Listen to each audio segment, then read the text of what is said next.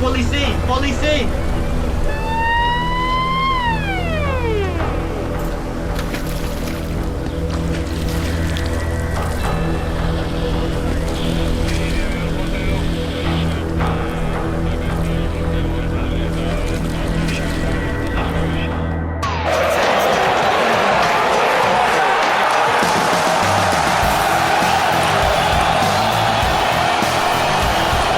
Given weekend across the world, you will find crowds watching 22 players battling it out for the glory of scoring goals and winning matches.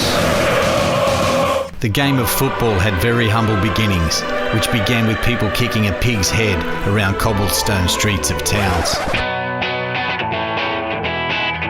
Who would have thought that those humble beginnings would lead to players earning almost $1 million a week?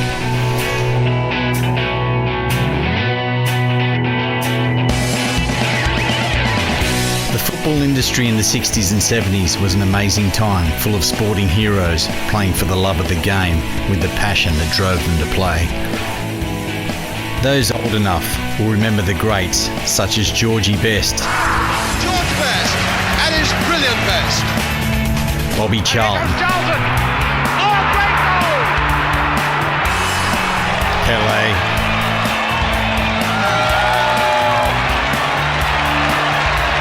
Johan Cruyff.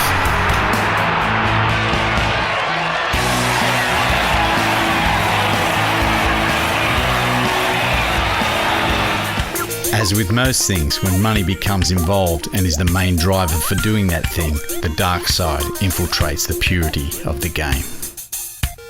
With the sporting world's lowest point culminating in a dark practice known as match fixing. The year was 1994, and it seemed the Malaysian and Singapore fans were having a love affair with the game of football. It wasn't uncommon to see 60,000 fans turning up to watch a weekend match. That year, the Singapore Lions won the league known as the Malaysia Cup. Crowds witnessed some amazing football, but unfortunately, not all games were as they seemed. By the start of the 1995 season, over 200 players had been arrested in one of the biggest football scandals we had ever seen. Rumours of over 60% of all matches were affected by the match-fixing scandal. But this film isn't about the industry, it's about one man who walked through the battlefield of match-fixing. And that man is Michael Varner, and this is his story. Who is Michael Varner? Timor. The corner taken by Razali San. Michael Varner has equalised for Singapore. If anybody deserves a goal, it's this man. Goal saved on the line. Goal! Yes! Varner! Michael Varner! What a way to start the season with Singapore. Malik working so very hard. It's one advantage of having Malik out. Michael Varner, is this a hat-trick? Yes, it is! Oh boy! For $5,000, I must say, Bertrand, it's a steal. The supporters have found a new hero. Czech-born Michael Varner appeared internationally when the Iron Curtain came down. Firstly in Austria, where he was spotted and encouraged to make the move to Malaysia. Varner's introduction to Singapore, when he played for Sabah, impressed him immensely, so much so that he jumped at the opportunity to make the switch to play in Singapore. Replacing Australian Alastair Edwards as the foreign import in the Singapore Lions national team, Varner slipped easily into the playing style, but his full footballing impact was cut short when he simply disappeared mid-season, escaping the country and authorities illegally in response to the match-fixing charges. Arriving in Prague, it was a strange feeling as Michael picked me up after 30 hours on a plane. I wasn't exactly sure what would happen next, but I'd waited 3 long years to honour a promise for him to tell his story after 23 years, once and for all. After Michael reacquainted me with his beautiful hometown of Prague, I was quite surprised how quickly he wanted to tell his story, and by late afternoon we headed to the motel to start the interview.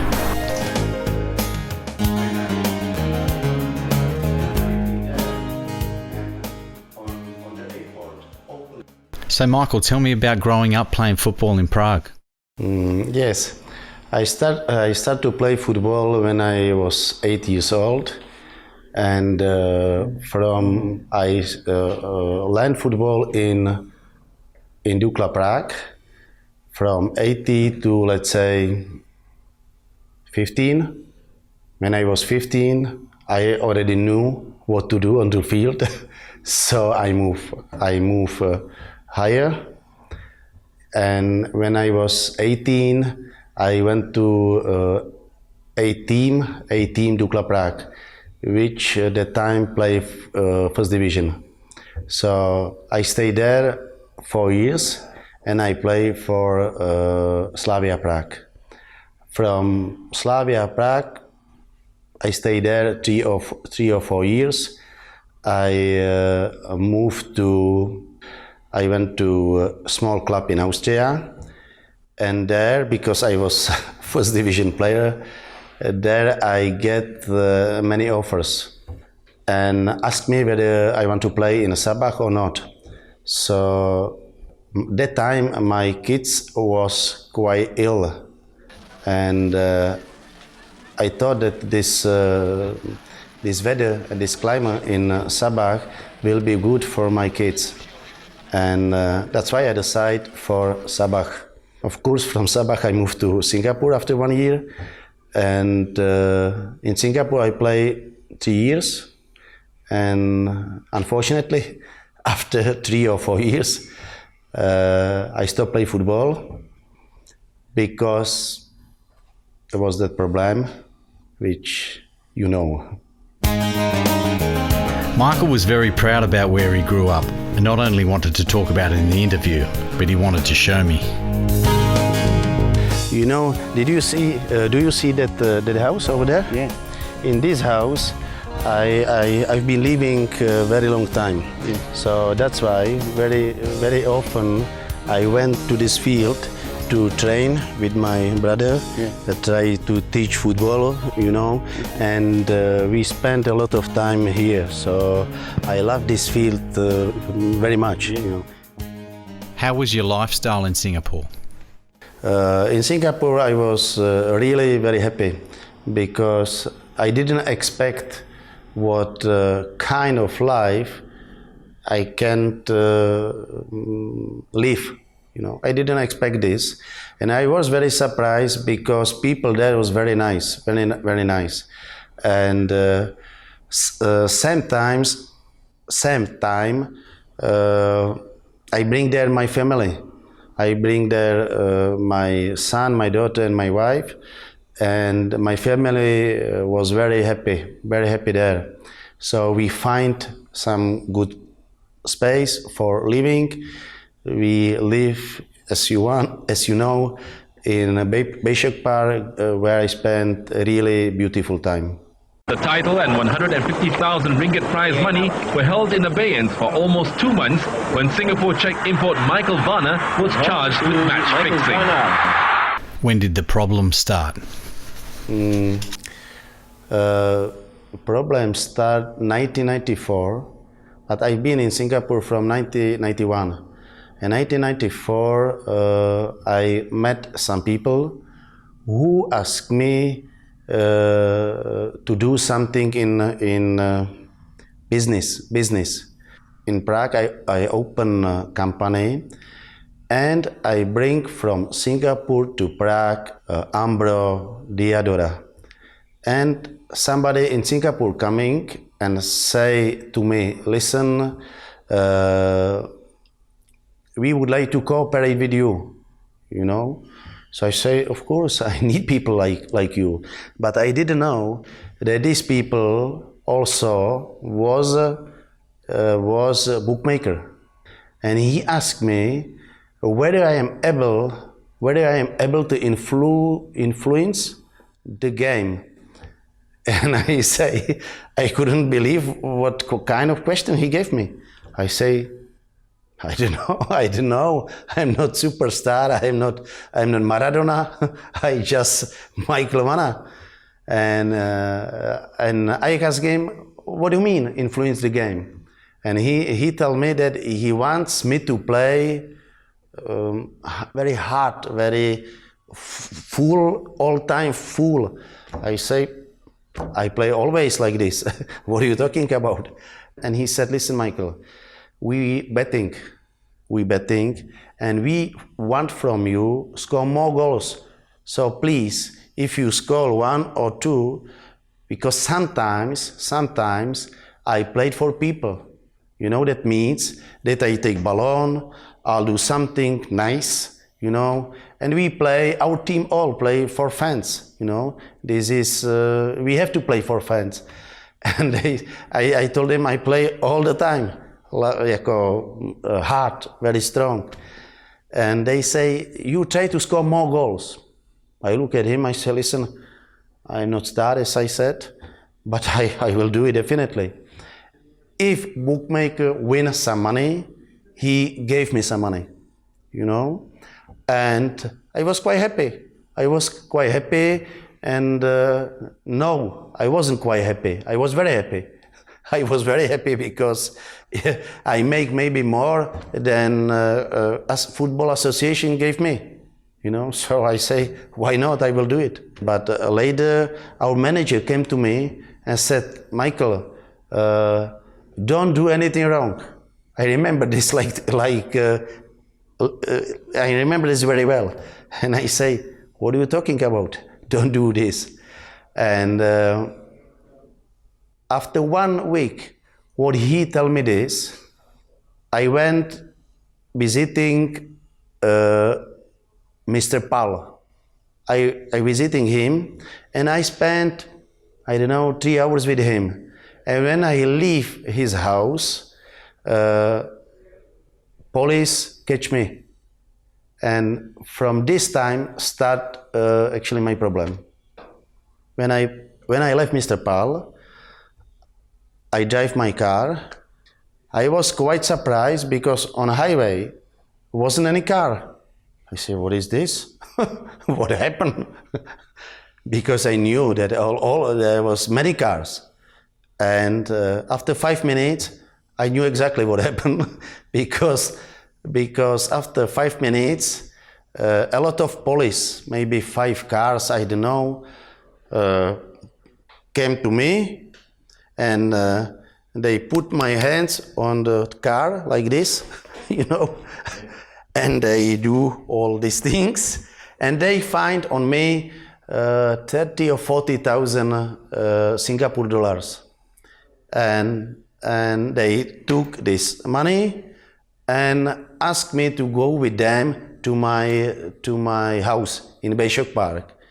When we get my house, they maybe 5 or 6, 7 police maybe go into my house. They wake up my kids and my wife, and they try to find something, some money. No, something. They try to find some money, but they didn't find anything. I didn't have anything at home. Back in 1994, without realising, Michael had befriended one of the most notorious bookmakers wanted by the Singapore police. This footage shows Pal in custody in 2011 on 11 counts of match fixing.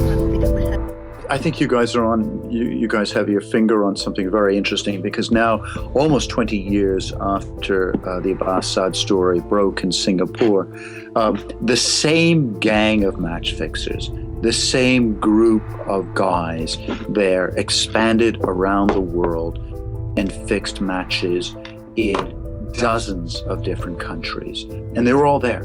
I mean, those same guys that were connected with the Singaporean teams and the Malaysian teams in that era have traveled around the world, and they really globalized sports corruption. So when police bring me there on police station, they ask me whether I'll do something wrong on the field. And I say, what do you mean? And they ask me whether I influence game or not. I say, what do you mean influence game? But I say, yes, I influence game. Yes, that's true. And they said to me whether I know Pal. It was the most important. And I tell them, yes, I know him.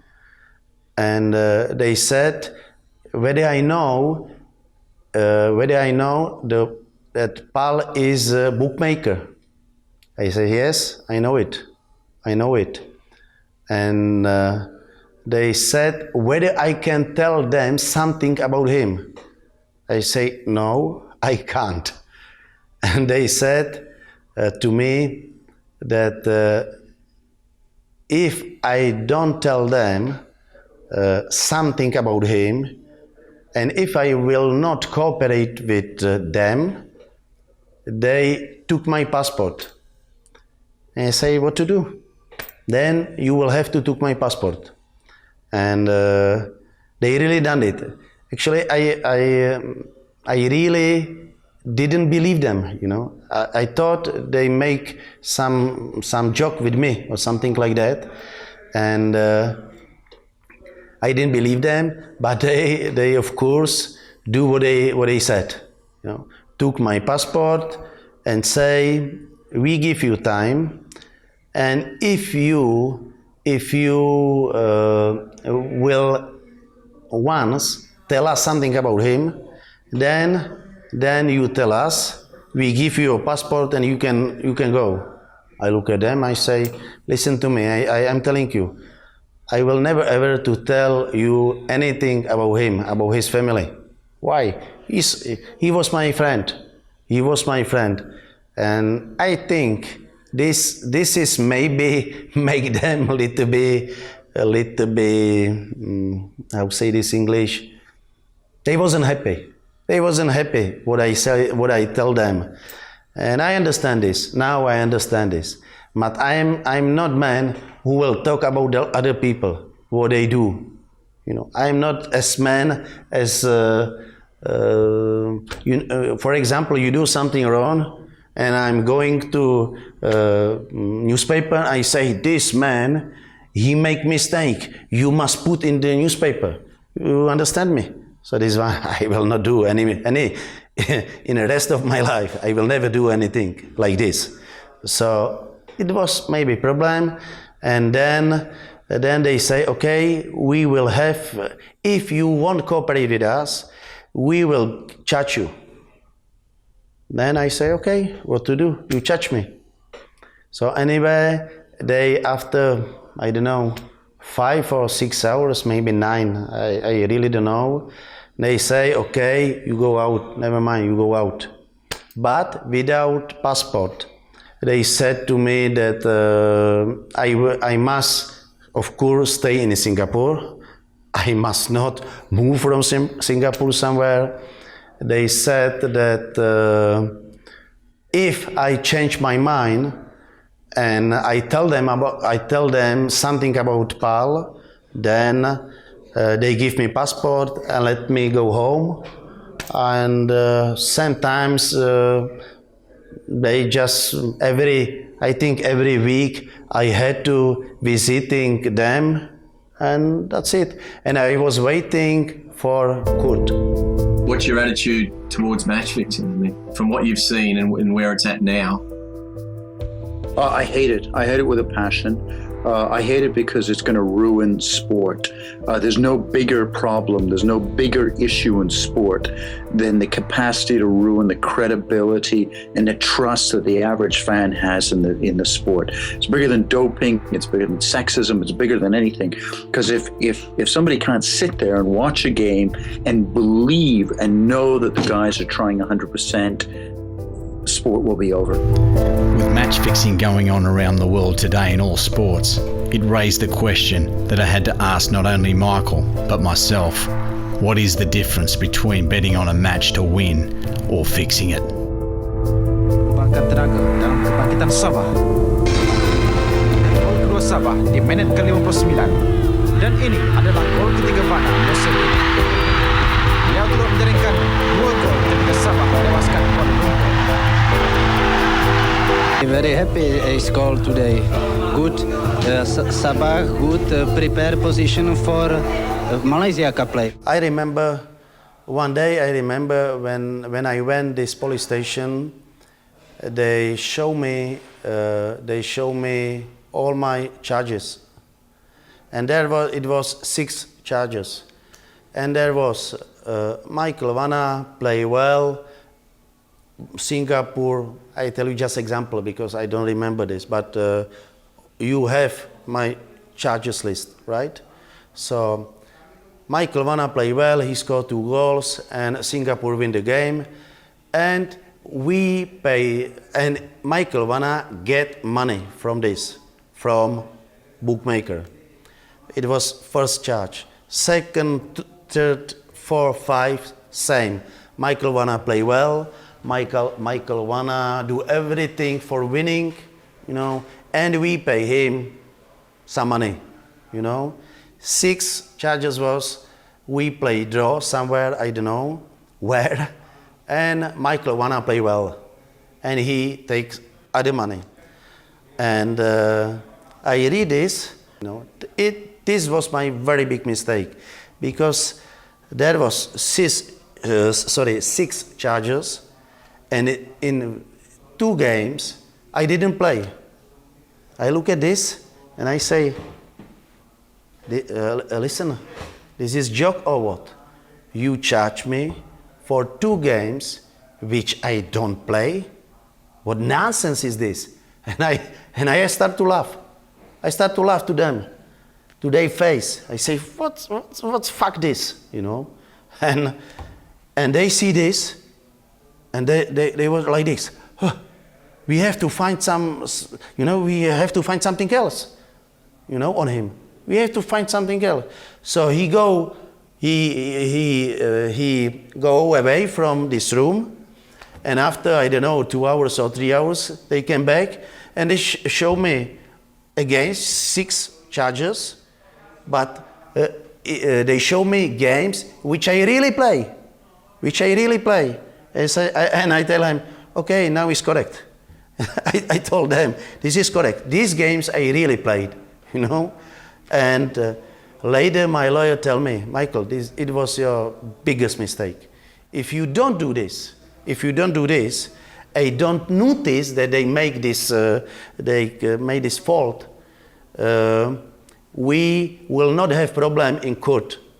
But unfortunately, I was also so stupid, I was a young man. I didn't know what to do, And of course, if I done this, I'm very sure that nothing happened to me. I'm very sure. Yeah, Michael Vanna, as I talked about in the Figs, is the stuff of living legends now, even 15, 20 years after that. I mean, the stories of how theoretically he escaped from Singapore is something that, as the alcohol mounts up and the hours wind down in bars, the soccer world of Singapore still talks about. So for you guys to get the scoop of getting Vanna on camera to talk about those days is a real coup in your guys, a real feather in your guys' cap. So when people arrange this boat from Indonesia, they just said to me, you must be there, and there will be boat with fishing men. They said to me that 2 fishing men from Indonesia coming, and they bring you to the Indonesia. So I went there, that place. Until now, I don't know where was this place. I really don't know. And they're coming 6 fishing men. I said, these people cannot be my one. They told me 2. And now 6 people coming. What happened? Anyway, I go to this boat, ask them, and they say, we're looking for Michael Vanna. I say, hi, that's me. And I didn't have anything, just, I don't know, small bag and some things, and of course money. I had money, and because I had to pay them, And they say, Michael, come, we bring you to the Indonesia. I say, okay, let's go. So when we go from Singapore to Indonesia, some island, and it was very funny because when we miss Singaporean water, or how you call it, it is Singaporean water, and there is Indonesia water. Border. In border, this big ship tell us, this microphone, tell us, stop it. And they show us these very big lights, like this, very big lights. And they count how many people is on the board. And this fishing man tell me, listen, when they stop us, you must go down you must jump from boat to the sea. And I jump just do this. I take this boat and they bring me through the border.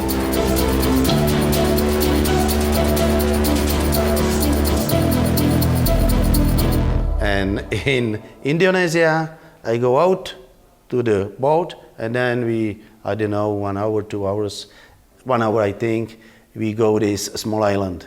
So from this island, I fly to Jakarta, and in Jakarta, I try to find some plane which flying to Europe. So then she gave me space in the plane, and we fly. But unfortunately, this plane, I knew that before when I go into the plane, that this plane had to in Singapore go down and stay there for 1.5 hours or 1 hour, and then we fly to Frankfurt. And in Singapore it was very funny. We had to go out from plane. So I go out, and I knew Singapore airport very well, of course. And when I go out, that's why I kept my hair, Then I put cap and big glasses. And and in Singapore, even when I use this cap and big glasses, men at the airport know who I am, He recognized me. And he smiled to my face, and I smiled to his face, We laughing. And I just waiting whether he say something to police or not, of course. And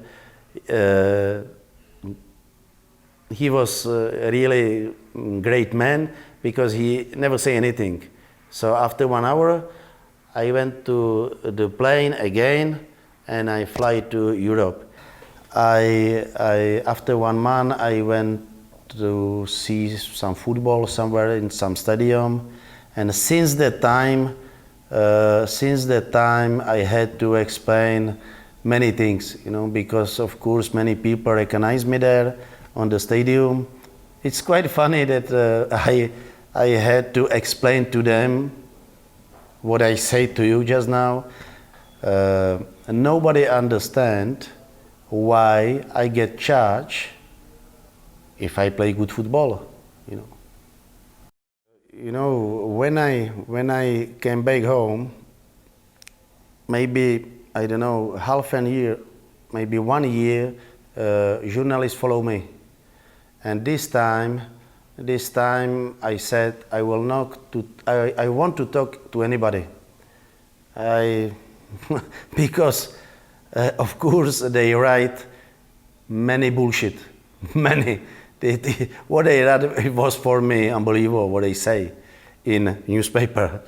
So I say, finish, no more talking to anybody. Podle informací některých sdělovacích prostředků po něm pátrá také Interpol. Michal Váňa byl v Singapuru obviněn za ovlivňování fotbalové ligy za úplatu. Due to the harassment from the media, Michael had vowed never to speak about this story again. So I felt very privileged that he wanted to share his story with us. When Abbasad decided to make history, same time I said Abbas wants to clear his name. He come to my house, he come to my town, and this time I decided to tell this story to Singaporean people or Malaysia people, doesn't matter who wants to know what happened. I changed my mind. I changed my mind and I say, okay, I want to say something also, you know, and but I don't want to apologize. I don't want to apologize because I never done anything wrong. I just want to say what happened exactly. That's it. As I sat watching Sparta Prague that evening, I finally got a chance to think about Michael's answers. It seemed very obvious that the police were after Paul and Michael was just a pawn stuck in the middle. I wasn't sure I agree with him on the answer that he didn't do anything wrong, but then again, he was collecting money for playing well and there was nothing in his contract to say that it was illegal. As an ex-footballer myself, I wondered what I would have done in that situation. The next day I decided to track down a Czech footballing legend, Ladislav Vizek, and get his take on the whole Michael Vana story from a Czech perspective. Having heard he now owns a tavern in Prague, I headed to the suburbs to have a chat with this footballing legend who played 55 times for his country.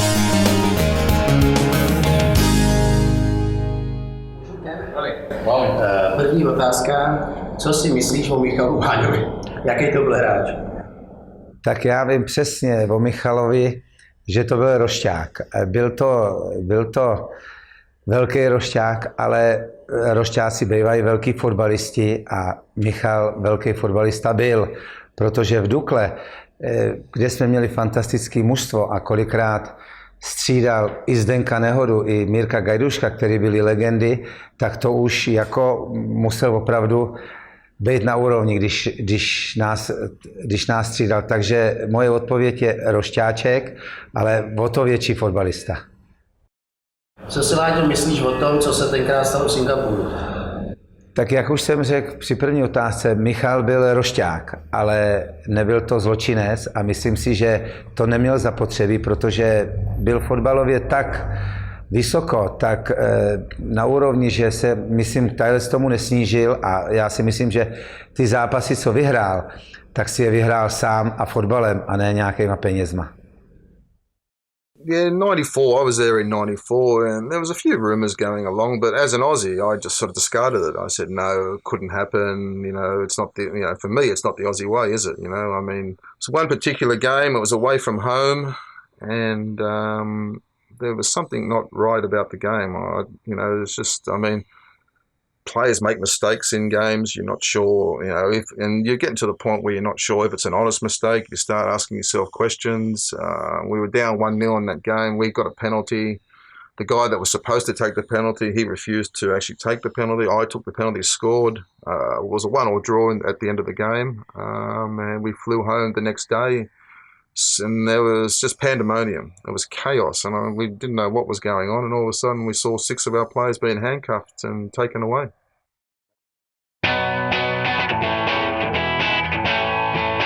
Of all the stories that I heard whilst making this documentary, I remember one in particular that Michael told us back in 2011. Although Michael makes light of this episode, it underlines the true restrictions that have affected Michael's life since 1994 and still affects him today. In Croatia it was very funny. It was I went to Croatia and I rent a house, and second days when I rent house and I was in balcony. I was in balcony and I sunshine. How say this? Sunshine. I sunshine, sunbag. And now around me, 100 policemen. I don't know, maybe more, maybe less. I don't know. And I say, what happened? And these policemen catch me.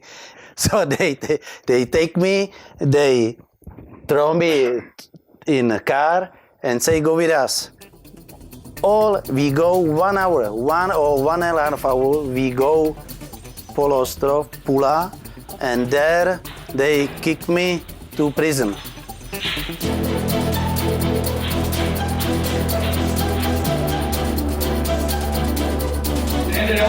So I stay in jail, I stay 2 days, and after the 2 days, they take me and kick me out from jail.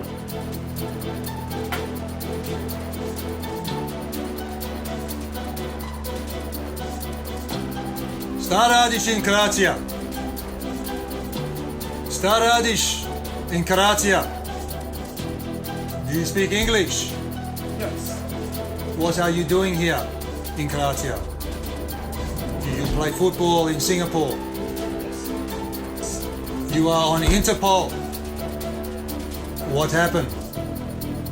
I just played football. I did nothing. I never forget about that. You know, I'm telling you, it was fun. It was fantastic. Working so very hard. There was one story on this journey that only a handful of people know. People forget the biggest thing to affect Michael in this scandal, and what hurt the most is the FIFA lifetime ban from football. The supporters have found a new hero. Being one to never give up, of course Michael found a way to play again. His old friend Petrak let him use his identity, and Michael was able to play professional football for another 2 years in Austria under Petrak's name. Miro coming to me and he said, you must play, you must continue play football. But we have to find somebody. We have to find somebody who will help me. So we find this Tony Petrak. Of course, playing under someone else's name sometimes led Michael to forget who he was. Petrak! Petrak! Petrak! Good!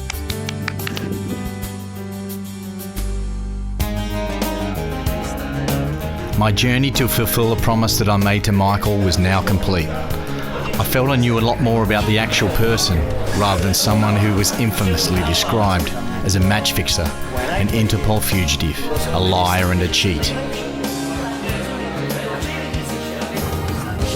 I saw the exact opposite over the week in Prague as I witnessed Michael with his family and friends.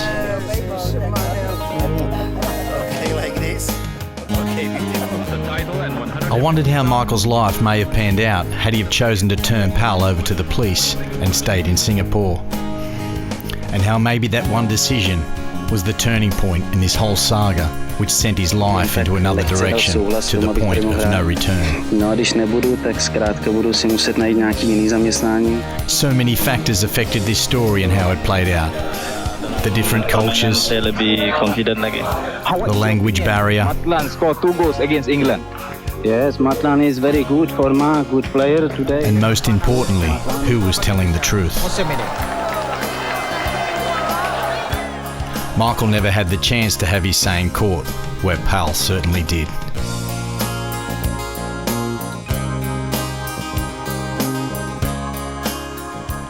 I felt good that after 23 years, we were able to finally give him that chance.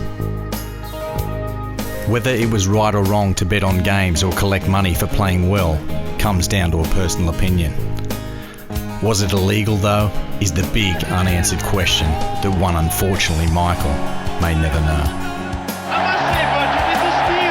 The supporters have found a new hero. Michael escaping the country was certainly breaking the laws, but what would you do with a young family in a strange culture, under pressure from the police and threatened with prison? They say the more things change, the more they stay the same, so the biggest twist in this tale came at a parting drink when Michael told me after 23 years he might return to Singapore. That's why I want to go back. I even now want to go back and say to people what happened. Would you consider doing this? Going back to do this? I am thinking about this, and they really wants to see me in Singapore. Even if they put me in prison, I don't care. I don't care, you know, because I knew what I done for Singapore. I knew, and I think it's not too fair to me, you know, what not players, not fans, but what police to do to me. This is not fair, I think. Could a sequel be on the cards? I guess time will tell.